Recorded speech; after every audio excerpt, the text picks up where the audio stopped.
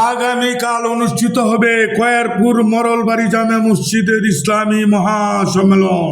J TV, জনতার TV.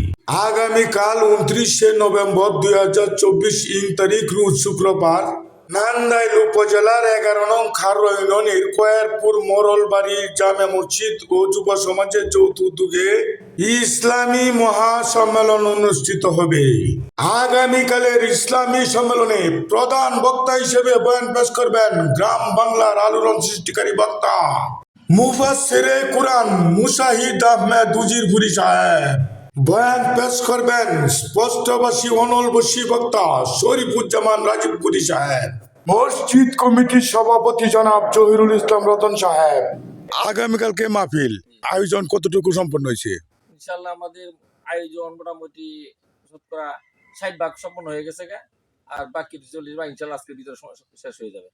মসজিদের পেশ ইমাম ও খতিব মাওলানা রেদওয়ান আহমদ রহমানী রাজাবাড়িয়া হুজুর। আমি মসজিদ ও যুব সমাজের উদ্যোগে আগামীকাল 29শে নভেম্বর রোজ শুক্রবার বাদ জমা থেকে তাফসিরুল কোরআন মাহফিলের আয়োজন করা হইয়াছে। আমাদের উক্ত তাফসিরুল কোরআন মাহফিলের মধ্যে প্রধান মেহমান হিসেবে যিনি উপস্থিত থাকবেন সারা বাংলার আলোড়ন সৃষ্টিকারী মাওলানা মুশাহিদ আহমদ উজিরপুরি দামাত বারাকাতুহু। যিনি বিশেষ বক্তা হিসেবে থাকবেন মাওলানা শরীফুজ্জামান রাজীবপুরি হুজুর। বয়ান পেশ করবেন বাদ এশা।